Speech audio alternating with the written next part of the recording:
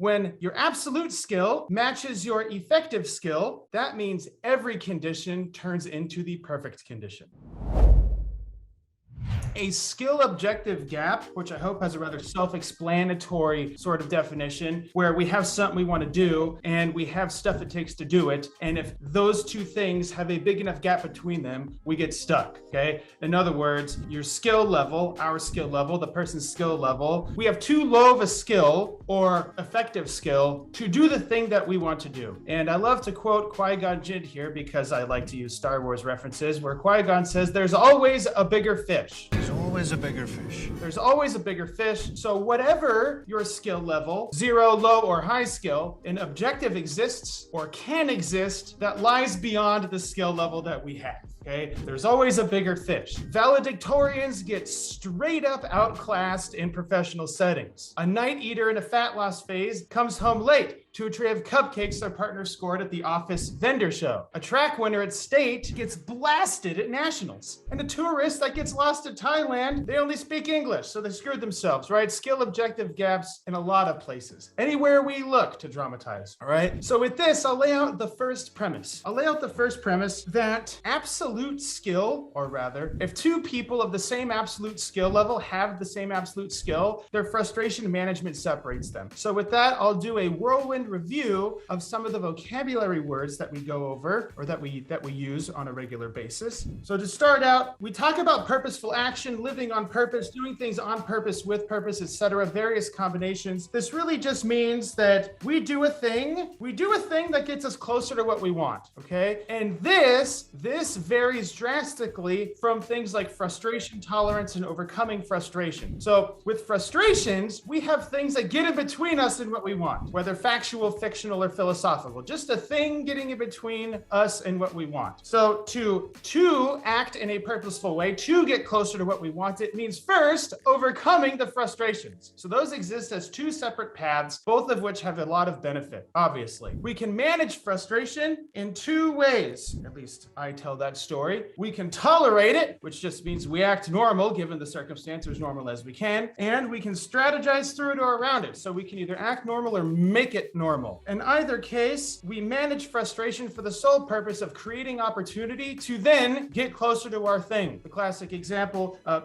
likes to play guitar, and if she travels, then traveling gets in the way between her practicing guitar. So she can tolerate it and just travel and do nothing and lose guitar skill, or she can strategize through it, like take the guitar with her. Okay, very simple, like that, really that simple. Now if you expose yourself to something frustrating long enough, I also love to use the example of "I'm not touching you," right? This stupid BS really gets in between us and what we want, right? You can only handle that for so long until what happens?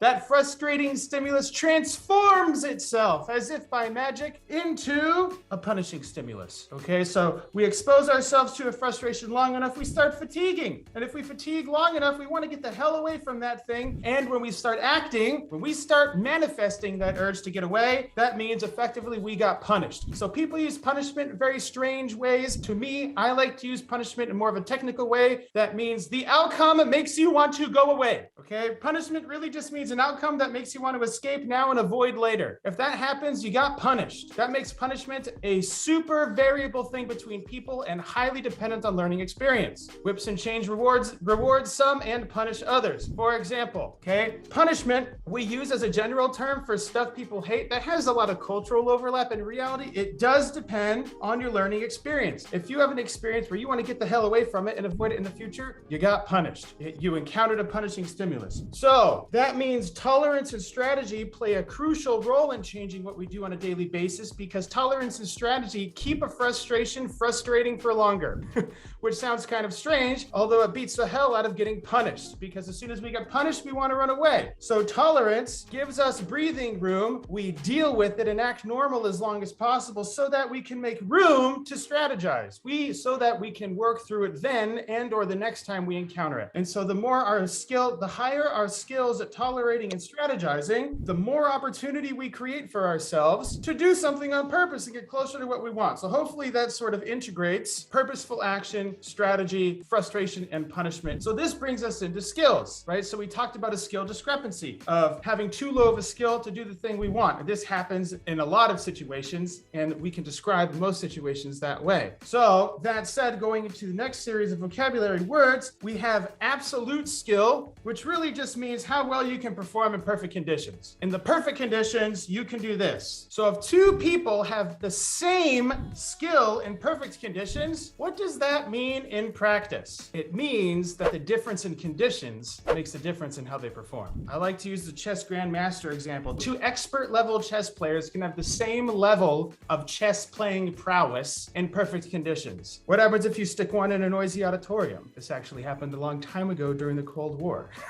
Okay, and it screwed up a lot of interesting stuff. Basically, you had two grandmasters, but one could perform in front of an audience and one freaked out in front of an audience. So what does skill matter then? Okay, and so now we have a different way to look at the skill objective gap because of things like frustration tolerance, frustration strategy, frustration management. So we'll lay out the first premise that if two people have the same absolute skill, if they have the same skill in perfect conditions, well, then their frustration management separates them in the real world. And having worked with Olympic athletes and a bunch of other freaks, freakish salespeople, CEOs, etc., I would say most everyone has about the same amount of absolute skill when you get to that level. They all can run the 4-second 40-yard dash. They can all bench 500. They can all juke. They can all, close 80% of their sales calls, whatever. When you vary the situation they do it, things start getting interesting. I'm listening. That separates the champions in reality. So, and it separates anybody else in reality as well if you have the same amount of skill. So really, they may have the same range and reliability and differ in their tolerance and strategizing around frustrations, especially strong ones and new ones, which we might call random, etc. So when we have the perfect conditions and then we start injecting real life into this, we start subtracting from our absolute skill. In other words, we start showing our effective level of skill or the performing conditions, essentially. So absolute skill minus the performing conditions gives us effective skill. Perfect conditions minus actual conditions gives us the effective conditions, basically. So the more frustrated a person gets, the lower of a skill they have in practice, their effective skill in real life conditions. And the equal opposite can also happen. Sometimes people have differences in absolute skills, even if they show the same level of tolerance and strategy. So we imagine this happening most of the time. So let us say we take two singers trying out for a lead role, as in they can both sing. They can both manage huge crowds. They can both manage blinding lights. They can both manage awkward costumes, right? Sort of classic frustrations in a performance setting. They can also perform the target behavior or sing. So in this situation, achieving the objective or getting the lead role in the musical goes to the performer with greater range and reliability in their singing. So the one that can change their own behavior, in this case singing with regularity, about more discriminating standards, pitch, volume, endurance, timing, etc. In other words, the more skilled singer wins with frustrations constant. So differences in absolute range and reliability differ in effective skill. So if you have the same frustration tolerance, then absolute skill wins. If you have the same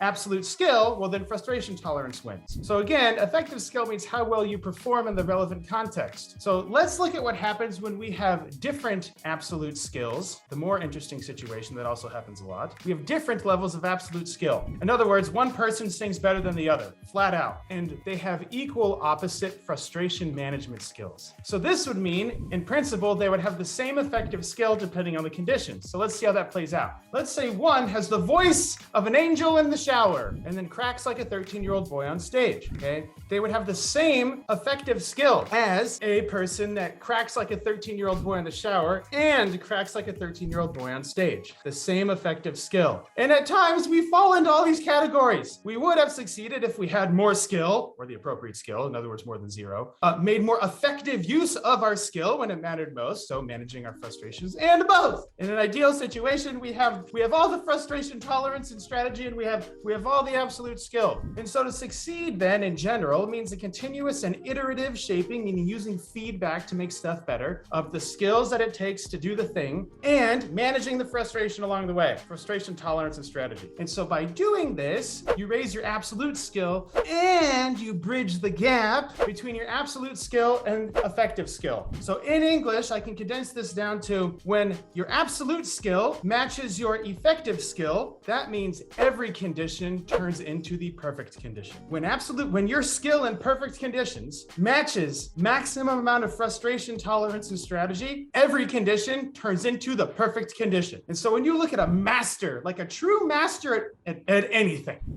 okay? Sports give the simplest examples, things like chess or games. Like you can have a person that shoots 90% of their free throws in a nice quiet room with nobody watching. If you put them in a championship game, do they still make 90% of their free throws? If so, they have maximized their frustration tolerance and management and their absolute skill. Every condition has now turned into the perfect condition, making them a master when you maximize both.